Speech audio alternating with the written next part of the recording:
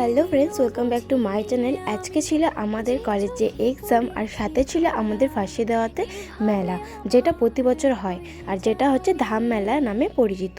খুবই কষ্ট হচ্ছিল যখন দেখলাম যে রাস্তা দিয়ে সবাই পুজো দিতে যাচ্ছে, বাট আমরা যেতে পারছিলাম না, কারণ প্রতি বছর আমরা পূজা দিই। তো তারপর দেখো একটা পার্সেল চলে এসেছিলো, আর সেটা ছিল ক্রপ টপ। আর এগুলো খুব ট্রেন্ডিংয়ে বেরিয়েছে, কিন্তু মানে শাড়ির সাথে বলো, যে কোনো জিন্সের সাথে বলো পরা যাবে। তারপরে এই যে আমরা ফাঁসি দেওয়াতে এসে দাঁড়ালাম, মানে বাসটা দাঁড়ালো, তারপরে দেখলাম যে সবাই পূজা দিচ্ছিল আর মনটা সত্যিই খুব খারাপ হচ্ছিলো। আর বাসে উঠে এরা কি শুরু করেছে, কেউ ফোন দেখতে বিজি, কেউ কথা বলতে বিজি, আবার তো কেউ নাচ করতে বিজি।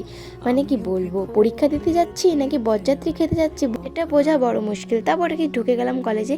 এক্সাম দেওয়ার শেষে সুস্মিতাকে বললাম কিছু খাবার নিয়ে, আর এদিকে বাসটা ছেড়ে দিয়েছে, তাই করলাম টাটা তুই থাক। আর ও দেখো দৌড়ায় দৌড়ায় কেমনভাবে আসছে।